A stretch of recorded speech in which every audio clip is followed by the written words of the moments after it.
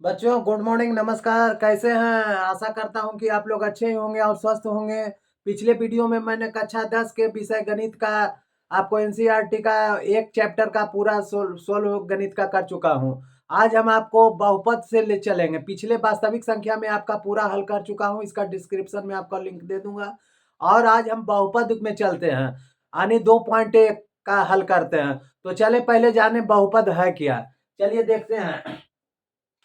2.1 में पढ़ना है बहुपद। बहुपद क्या है, बहुपद किसे कहते हैं, बहुपद कितने तरह के होते हैं, बहुपद कितने प्रकार के होते हैं। तो कहने का मतलब बहुपद किसे कहते हैं। सबसे पहले बहुपद की परिभाषा जानेंगे। तो बहुपद बीज गणित में धनात्मक जिसका प्लस चिन्ह हो, बीज गणित में धनात्मक और ऋणात्मक जिसका माइनस चिन्ह हो। धनात्मक जिसका आगे प्लस लगा रहे उसके उसे धनात्मक कहते हैं, और जिसके आगे माइनस लगा रहे उसे ऋणात्मक कहते हैं। तो ऋणात्मक चिन्हों से संबंध कई पदों के व्यंजक, उसमें अनेक तरह के पद होते हैं जो चर और अचर मान कहलाते हैं। तो चर और अचर पद के व्यंजक को बहुपद कहते हैं। क्या कहते हैं? बहुपद कहते हैं। कहने का मतलब बीज गणित में धनात्मक और ऋणात्मक चिन्हों से संबंध कई पदों के व्यंजक को क्या कहते हैं? बहुपद कहते हैं। यह क्या होता है? कई चर और अचर मान का संग्रह होता है। इसमें कई चर मान होते हैं और अचर मान होते हैं, ठीक ना। तो अब चले, बहुपद में दो तरह का मान रखा गया है। बहुपद में कितने तरह के मिलते हैं? दो तरह का मान रखा गया है। पहला जो होता है अचर संख्याएं, अचर मान, जिसको क्या बोलते हैं? कांस्टेंट नंबर बोलते हैं अंग्रेजी में। और दूसरा जो होता है चर संख्याएं या चर मान, जिसका वेरिएबल नंबर बोलते हैं। बहुपद के प्रकार, बहुपद बहुपद इसमें बहुपद दो तरह के माना गया ना। पहला कौन होता है? चर संख्या इसमें है। और दूसरा कौन है? पहला अचर संख्या और दूसरा चर संख्या है। अब बहुपद के प्रकार के बारे में जानेंगे। तो बहुपद के प्रकार कितने तरह के होते हैं? तो बहुपद के प्रकार निम्नलिखित तरह के होते हैं। कौन कौन? शून्य पदी, एक पदी या रैखिक पदी, द्विपदी, त्रिपदी, चतुर्थपदी और एक गैर पदी होता है। गैर पदी का मतलब वो पदी में नहीं आता है। इसका भी आप आगे हम बताएंगे, ऐसे बता देते हैं, हो सके आगे छूट जाए या ना जाए। जो क्या क्या रहे, जो बटा में रहे, जो बटा में रहे, है ना, ये गैर पदी कहलाता है। जो माइनस अथी रूट में रहे, गैर पदी कहलाता है। अब देखिए, अब आगे चलते हैं। अब देखिए क्या है इसमें, बहुपद में कितना तरह का मान रखा गया है, मतलब बहुपद में कौन कौन सा मान इंक्लूड है। तो कहा जाता है कि बहुपद में दो तरह का मान रखा गया है। बहुपद में कितने तरह का मान रखा गया है? दो तरह का। अचर संख्याएं या अचर मान, अचर संख्याएं या अचर मान, और दूसरा चर संख्याएं या चर मान। मात्र यही दो संख्या रखा गया है। इसको पढ़ सकते हैं 5/7 8। तो इसमें एक चर है और एक अचर है, एक चर है, एक सॉरी एक चर है और एक अचर है। तो इसमें दो ही तरह का मान होता है, एक चर और दूसरा अचर। अब चर संख्या किसको कहते हैं और अचर संख्या किसको कहते हैं, ये हम आपको बता रहे हैं। तो देखिए यहाँ, जो अंक में हो, जो अंक में हो और जो स्थिर हो, जिसका अंक जो नहीं बदलता है, जो संख्या नहीं बदलता है, उसको क्या बोलते हैं? अचर संख्या बोलते हैं या अचर मान बोलते हैं। जो नहीं बदलता है, 5 नहीं बदलेगा, 7 नहीं बदलेगा, और जो संख्या बदल जाता है, जैसे बाई का मान चेंज हो जाएगा, ए का मान चेंज हो जाएगा, तो वो क्या होता है? वह चर मान होता है। तो अचर, अचर का मतलब हो गया अटल। अचर का मतलब अटल, जो नहीं टलने वाला है, मतलब जो हो गया सो विधि का विधान हो गया। तो एक लिखा गया तो एक लिखा गया, वो बदलने वाला नहीं है। तो जो अचर है वो नहीं बदलेगा, जिंदगी में कभी नहीं बदलेगा। और जो चर है वो इधर उधर, कभी कुछ मान आ जाएगा, कभी कुछ मान आ जाएगा, कभी कुछ मान आ जाएगा। तो चर अचर में हमने आपको समझा दिया कि अचर संख्या किसको कहते हैं। चर संख्या, अचर जो है अटल है, यह बदलने वाला नहीं है। और चर है जो इधर उधर बदलते रहता है, कभी मान कुछ आ जाएगा, कभी मान कुछ आ जाएगा। चर संख्या को हमेशा अल्फाबेट से प्रदर्शित करते हैं। चर संख्या को हमेशा अल्फाबेट अल्फाबेट से व्यवस्थित करते हैं। आप लोग जानते होंगे अल्फाबेट किसको कहते हैं। अल्फाबेट अंग्रेजी में 26 होता है, और ये 2600 में किसी से भी आप किसी को भी दर्शा सकते हैं। हाँ, बड़ी संख्या में दर्शा दीजिए या छोटी संख्या में, किसी भी संख्या को दर्शा सकते हैं चर संख्या में। और अचर संख्या में सिर्फ संख्या आता है, अचर संख्या में क्या आता है? संख्या आता है, और ये बदला नहीं जा सकता। कहने का मतलब वास्तविक संख्या की टोटल जो संख्या है आपको ये अचर संख्या में आ जाएगी, अचर मान में आ जाएगी। तो चलिए अचर संख्या किसको कहते हैं इसके बारे में हम जानते हैं। तो अब चले हम अचर संख्या की ओर। तो अचर संख्या क्या है? अचर संख्या किसे कहते हैं इसकी परिभाषा पहले जानते हैं। तो अचर संख्या किसे कहते हैं इसकी परिभाषा में, वह संख्या जिसका मान सदैव स्थिर रहे, वह संख्या जिसका मान सदैव स्थिर रहे, या इस संख्या का मान किसी रूप में भी नहीं बदलता हो। इसको किसी भी रूप में आप बदलना चाहे तो यह नहीं बदलता है ना। तो इस संख्या को क्या कहते हैं? ये आपको अचर संख्या कहलाती है। इस संख्या को क्या कहते हैं? अचर संख्या कहते हैं। वास्तविक संख्या की सारी संख्याएं क्या कहलाती है? अचर संख्या कहलाती है। वास्तविक संख्या की सारी संख्याएं, वास्तविक, पिछले वीडियो में आपको हम बताए थे कि वास्तविक संख्या किसे कहते हैं, और इसकी पुनरावृत्ति हम आपको आज कर चुके हैं। वास्तविक संख्या में किस किस संख्याओं का संग्रह है।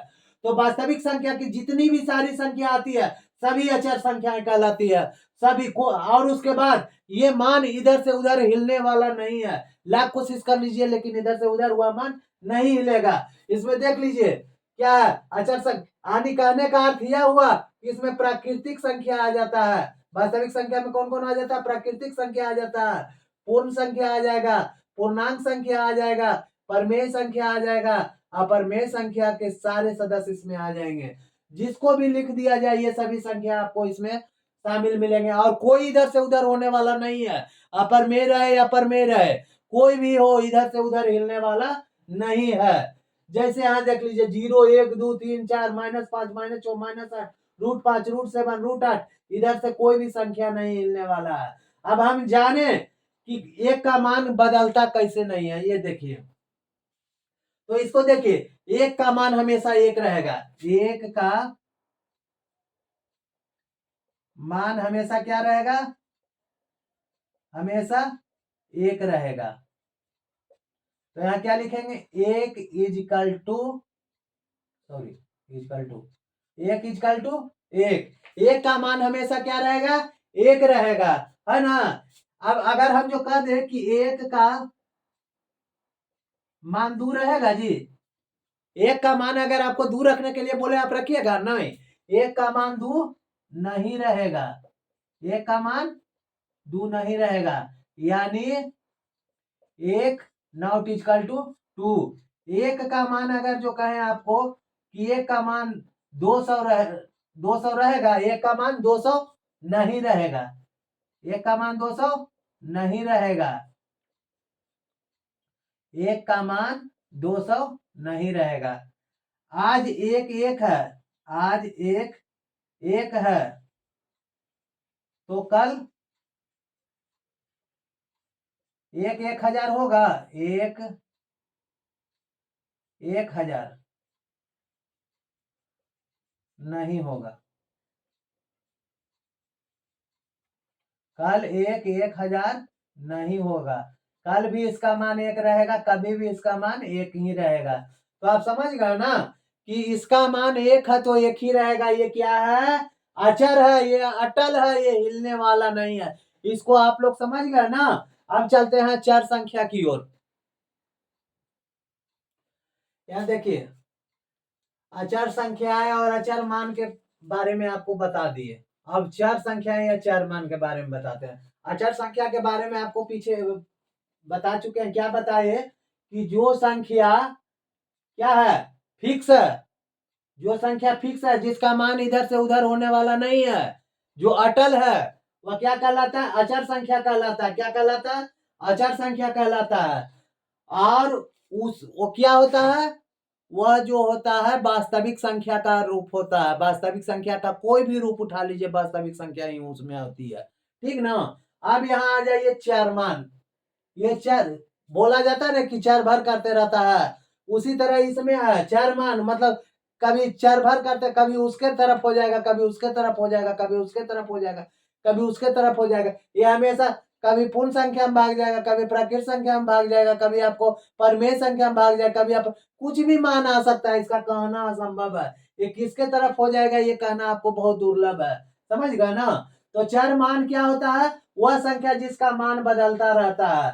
ये गिरगिट की तरह अपना रंग बदलेगा।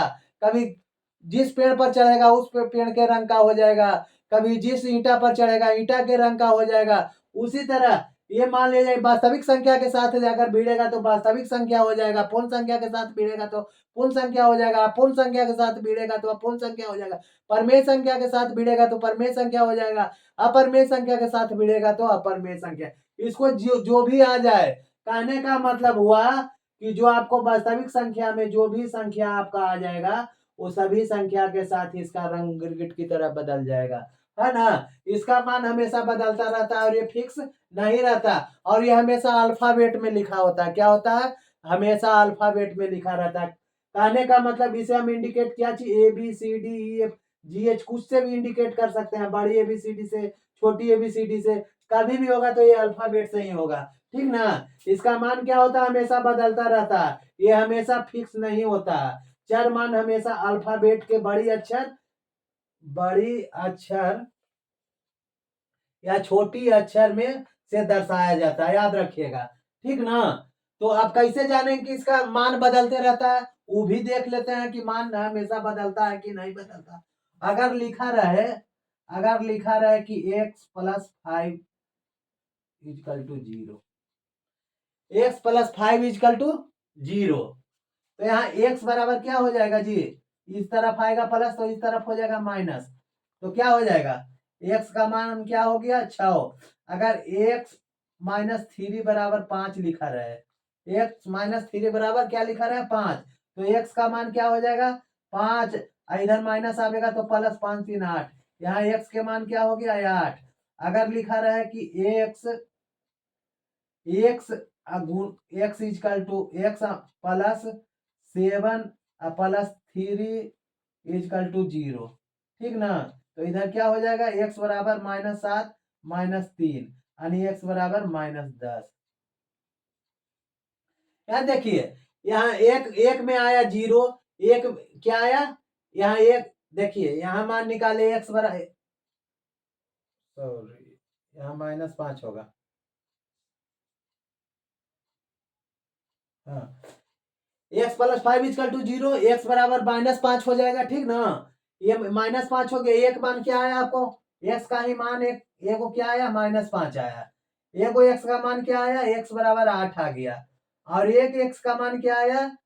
-10 आ गया। ये देखिए, किसी में -5 आता है तो किसी में 8 आता है तो किसी में -10 आता है, और यहाँ क्या चीज का मान दिखा रहा है? x का ही दिखा रहा है। तो एक का 3 तरह का रूप हुआ, 3 नहीं अनेकों तरह का रूप होगा। तो इस तरह से क्या होता है? ये रूप बदलता रहता है। समझ गए ना। अब चलिए नेक्स्ट क्वेश्चन की ओर। अब यहाँ देखिए, बहुपद कितने प्रकार के होते हैं, है ना। क्या पूछा जाता है कि बहुपद कितने प्रकार के होते हैं? तो बहुपद निम्नलिखित प्रकार के होते हैं। पहला शून्य बहुपद, दूसरा रैखिक या एक पदी बहुपद, तीसरा द्विपदी बहुपद, तीसरा त्रिपदी बहुपद, चौथा चतुष्पदी बहुपद जिसको क्वाड्रोनोमियल क्वाड्रोनोमियल के नाम से जानते हैं, और जो हो गया छठा गैरपदी बहुपद, गैरपदी बहुपद।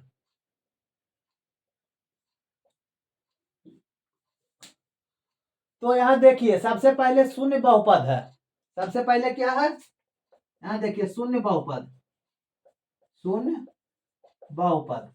तो इसमें घात पर डिपेंड होता है। किसी का भी पहचान करते हैं तो कैसे करते हैं? घात पर। तो जिसका घात 0 हो, जिसका घात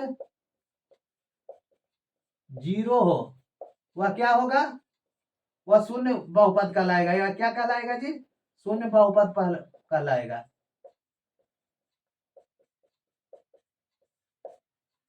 पिछला वीडियो में भी आपको हम वास्तविक संख्या में बताए थे, एक थी कि 2n गुने 5m, सॉरी, कि 5 पर पावर 0 रहे, z पर पावर 0 रहे, 7 पर पावर 0 रहे, 8 पर पावर 0 रहे, n पर पावर 0 रहे, 0 पर पावर 0 रहे, सबका मान क्या आता है? 1 आता है। सबका मान कितना आता है? 1 आता है ना?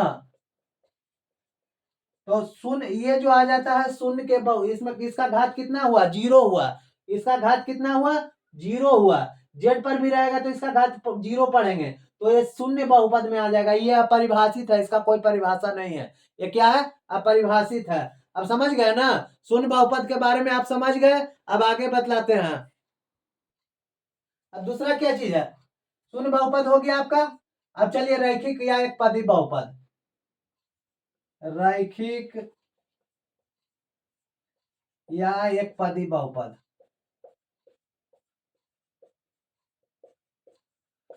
रैखिक या एक पदी बहुपद जिसका घात 1 हो, जिसका घात 1 हो। एक्स है, 3 है, 2 है, कुछ भी ले सकते हैं, है ना? एक्स ले, ये एक्स है, 3 है, 2 है, कुछ भी ले तो एक्स है। एक्स है तो एक्स का घात क्या है? 1 है। एक्स है तो इसका घात क्या है जी? 1 है। फिर क्या है? आपको 3 है, 3 है तो बाई पर कितना घात है? बाई पर 3 में बाई पर घात 1 है। बाई पर घात कितना है जी? 1 है। और 2a है, 2a है, इसका मतलब क्या हुआ? 2a पर घात कितना है? 1 है। तो आप समझ गए होंगे रैखिक क्या एक पदी बहुपद में घात 1 होता है। जिसका घात घातांक 1 हो वह एक पदी कहलाएगा। जिसका घातांक 0 हो वह शून्य कहलाएगा, शून्य पदी कहलाएगा। याद रखिएगा, शून्य बहुपद का पहचान जिसका घात 0 हो, एक पदी का पहचान जिसका घात 1 हो। चलिए अब आगे चलते हैं। अब देखिए द्विपदी बहुपद है। द्विपदी रैखिक, रैखिक बहुपद के बारे में, एक पदी बहुपद के बारे में बता चुके हैं आपको कि जिसका घात सिर्फ 1 हो। जिसका घात क्या हो? सिर्फ 1 हो। तो एक्स पर घात कितना है? 1 है। बाई पर घात कितना है? 1 है। ए पर घात कितना है? 1 है। अब यहाँ शून्य बहुपद में भी बता दिया कि जिसका घात 0 हो। 5 पर घात कितना है जी? 0 है। 6 पर घात कितना है? 0 है। 3 पर घात कितना है? 0 है। और 8 पर घात कितना है? 0 है। तो 0 घात वाले को शून्य बहुपद कहेंगे। रैखिक या एक पदी बहुपद जिसका घात 1 हो, 1 इसमें सबका घात आ रहा है, ये आपको एक पदी हो गया। द्विपद में जिसका घात 2 है, द्विपद में अधिकतम घात हमेशा अधिकतम घात वाला ही लिखाता है। मान लिया जाए कि अब किसी का घात 2 है, उसमें एक घात वाला भी है, तो कहेंगे 2 1 3 घात, एक घात वाला के लिख दे। नहीं, जो अधिकतम घात रहेगा उतना पदी कहलाएगा। समझ गए ना? जितना अधिकतम घात रहेगा उतना ही पदी कहलाएगा। तो इसमें द्विपद में जिसका सिर्फ 2 पद हो, जिसका सिर्फ 2 घात हो, सॉरी पद नहीं घात, जिसका सिर्फ 2 घात हो। 2 घात में देखिए 5x², यहाँ क्या है? 5x², 5x²। इसमें घात कितना है जी? x पर घात कितना है? 2। तो इसको अधिकतम कितना कहलाएगा? 2 घात। और इसमें कितना है? इसमें भी 2 है। तो ये घात कितना कहलाए? जिसका अधिकतम 2 घात है। जिसका अधिकतम कितना है? 2 घात है, वो क्या कहलाएगा? द्विपदी बहुपद। अब चलिए आगे चलते हैं। यहाँ आपको बता दिया गया, शून्य बहुपद भी बता दिया गया, रैखिक बहुपद भी बता दिया गया, द्विपदी बहुपद जिसका सिर्फ 2 पद हो। जिसका सिर्फ 2 पद हो, घात कितना हो? 2 हो। तो इसमें घात कितना है जी? 2 है। अब चलिए त्रिपदी का, जिसका सिर्फ 3 घात हो, जिसका सिर्फ 3 घात हो। यहाँ घात कितना है? 3। अधिकतम घात कितना है? 3। यहाँ देखिए त्रिपदी बहुपद में घात अधिकतम कितना है? 3 है। यहाँ घात कितना है? 3 है। तो जिसका अधिक से अधिक कितना घात हो? 3 हो। अब चलिए चौथा पद की ओर चलते हैं। अब इसमें देखिए ये आपको शून्य बहुपद, रैखिक, रैखिक बहुपद, द्विपद, त्रिपदी जिसका 3 घात हो बता चुके हैं। अब चतुर्थ पदी में चलिए, इसको क्वाड्रोनोमियल भी कहते हैं। क्या बोलते हैं? क्वाड्रोनोमियल। इसका अधिकतम घात 4 होना चाहिए। देखिए इसमें घात 4 भी है, 3 भी है, 2 भी है, 1 भी है ना? तो इसको आप बोलेंगे कि सर इसमें एक्स पर पावर 3 वाला घात नहीं लिख सकते हैं, एक्स पर पावर 2 वाला घात नहीं लिख सकता। तो नहीं, जो सबसे ज्यादा घात रहेगा उसी का वैल्यू रहेगा। जो सबसे ज्यादा घात जिस पर रहेगा उसी का वैल्यू रहेगा। यहाँ सबसे अधिकतम घात कितना है जी? 4 है ना? सबसे अधिकतम घात कितना है? 4 है। तो ये आपको चतुर्थ पदी में आ जाएगा। क्या आ जाएगा? चतुर्थ पदी में आ जाएगा। अब देखिए पांचवा जो है गैर पदी। पांचवा क्या है? गैर पदी, जो बटा के रूप में रहे, जिसका घात घात ऋणात्मक रहे, जो बटा के रूप में रहे, है ना, पी यानी पी बटा क्यू के रूप में रहे, अथवा जिसका घात क्या हो, ऋणात्मक हो, वो क्या कहलाता है, गैर पदी बहुपद कहलाता है, गैर पदी बहुपद। जैसे 1/x हो गया, 2/a हो गया, या 5/t हो गया, 5/t हो गया, या x पर पावर -3 हो गया, a पर पावर -4 हो गया, t पर पावर -5 हो गया, जो बटा के रूप में हो अथवा ऋणात्मक घात हो, ऋणात्मक घात हो, वह संख्या क्या कहलाएगी, गैर पदी कहलाएगी।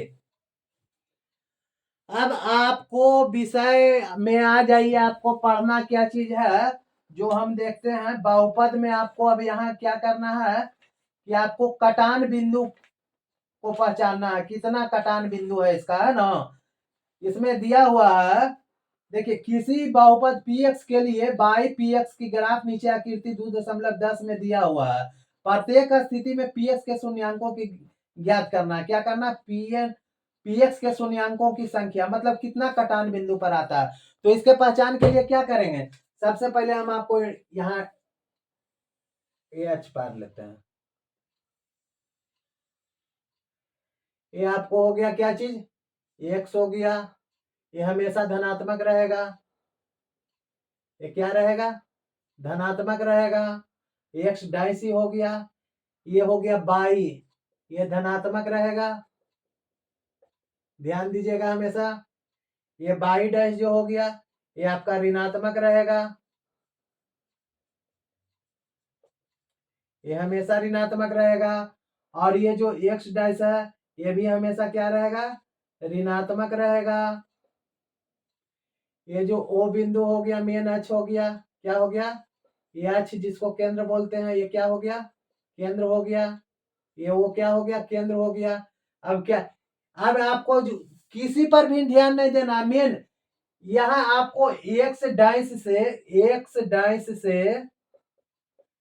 एक्स तक जितना बार मिले, जितना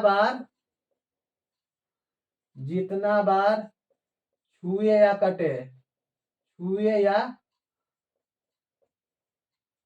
कटे, उतना गिनती होगा, उतना बार कटान बिंदु पर मिलेगा, कटान बिंदु पर